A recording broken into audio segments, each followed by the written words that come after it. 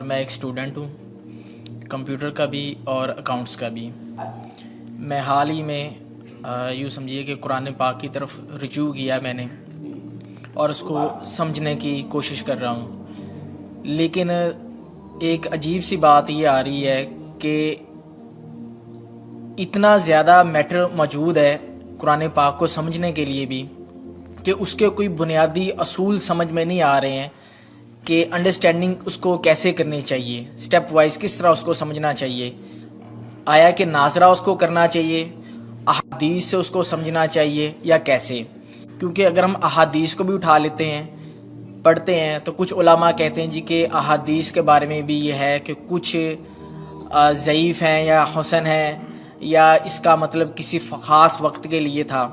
تو ایک عجیب سا مطلب کہ ذہن کے اندر ایک وہ تلاطم ہو جاتا ہے کہ آدمی کرے کیا کرے، کس طریقے سے اس کو مطلب کہ انڈرسٹینڈ کرنے کی کوشش کرے کہ وہ ایک سیدھی راہ کے اوپر آ جائے کہ اسے قرآن پاک کی بنیادی جو تعلیمات ہیں ان کے اوپر چل کے کم لیکن کامل علم کو حاصل کر سکے۔ قرآن مجید کی طرف آپ کا رجوع ہوا ہے، توجہ ہوئی ہے، اس کو اللہ کا بہت بڑا فضل اپنے اوپر سمجھیے، اور جب اللہ کا فضل ہو تو پھر اس کا شکر بھی ادا کرنا چاہیے اللہ کے جناب میں۔ میں آپ سے ایک عجیب بات کہہ رہا ہوں، شاید آپ کو بہت وہ نئی سی لگے گی۔ قرآن کو ایسے پڑھیے جیسے بدو پڑھتے تھے۔ بدو نہ فلسفی تھے، نہ منطقی تھے، نہ سائنسدان تھے، نہ ابھی حدیثیں ان کے پاس تھی، نہ ابھی فقہ مرتب ہوئی تھی۔ وہ کیا تھا؟ عربی زبان یہ ان کی اپنی تھی۔ تو شرط اول جو ہے قرآن مجید کو سمجھنے کے لیے وہ عربی زبان کا صرف و نحو صحیح جاننا یہ لازم ہے۔ پھر قرآن کے متن ہی کو اصل سمجھیے۔ البتہ یہ ہے کہ اس کو آپ سمجھیں کہ یہ پہلا مرحلہ ہے قرآن پر غور کا، قرآن پر فکر کا، قرآن پر سوچ کا۔ اس کے بعد اگلے مراحل بھی آئیں گے۔ اسی قرآن سے پھر قوانین جو ہے واقف ہونے ہیں۔ اچھا، اس میں بعض سے واقعات ایسے ہیں کہ جو تو ایک تاریخی حیثیت رکھتے ہیں، اب ان میں اس واقعے کے ضمن میں تفصیل میں کہیں کوئی اختلاف ہو گیا تو کوئی حرج واقع نہیں ہوتا۔ ابھی میں مثال دیا کرتا ہوں کہ میں چند جملے ابھی آپ کے سامنے یہاں ادا کروں اور پھر 10 منٹ کے بعد پوچھا جائے آپ سے تو ہر شخص جو ہے اس کو کہے گا، وہ جواب جو میرا دے گا وہ مختلف ہوگا، اس کا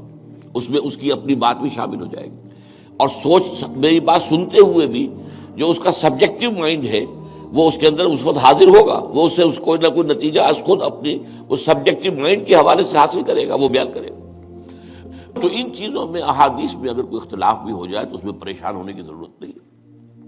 ابھی ہمارے ہاں یہ جمعے کے اجتماعات میں حدیث جبرائیل جو ام السنہ کہلاتی ہے، جیسے سورہ فاتحہ ام القرآن ہے، ایسے حدیث جبرائیل ام السنہ ہے، سنت کی جڑ اور ماں۔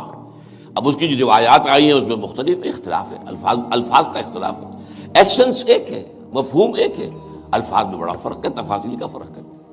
تو اس حوالے سے اس میں گھبرانے کی ضرورت نہیں ہے۔ پھر یہ کہ فقہی معاملات کے اندر اختلافات ہو گئے، وہ بھی نیچرل ہیں۔ آپ کو معلوم ہے کہ ایک ہی مقدمہ ہوتا ہے، 8 جج بیٹھے ہوئے ہیں ایک بینچ پر، 5 کا فیصلہ ایک ہے، 3 کا ایک ہے،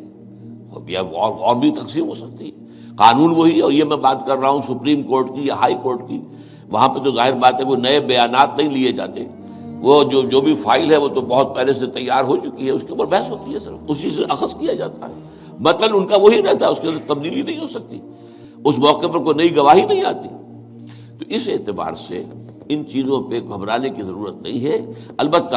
آپ آغاز جس طریقے سے کریں وہ میں نے آپ کو بتا دیا ہے، اس میں یہ کہ آپ اصل میں ان تمام جو چیزیں ہیں اضافی، ان سے ذرا صرف نظر کرتے ہوئے عارضی طور پر پہلے قرآن کو ایسے پڑھیے جیسے بدو پڑھتا تھا۔ اور وہی بات تھی کہ بدو پھر جس طریقے سے موٹیویٹ ہوا ہے، بدو سے مراد میں صحابہ کو عام طور پر لفظ دے رہا ہوں، ان کی اس کے لیے وہ نہ سمجھیے کوئی توہین کی بات ہے، مطلب یہ کہ میں اس معنی میں کہہ رہا ہوں کہ وہ لوگ فلسفی نہیں تھے، کوئی پڑھے لکھے لوگ نہیں تھے، بلکہ امت کا نام ہی ہے یہ جو ہے امیین، ان پڑھ لوگ، ان پڑھ، ان لیٹرڈ ون، حضور کی شان بھی یہی ہے، امی ہے۔ تو انہوں نے قرآن کو جس طور سے سمجھا ہے وہ ہے بہترین طریقہ قرآن کو سمجھنے کا، اور اسی سے پھر وہ صحیح موٹیویشن ہوتی ہے کہ انہوں نے تن من دھن سب لگا دیا اللہ کے دین کے لیے اور اللہ کے دین کو غالب کر دیا. بحثوں میں پڑھ کر اور وہ جو باریکیوں میں پڑھ کر اور بال کی کھال اتار کر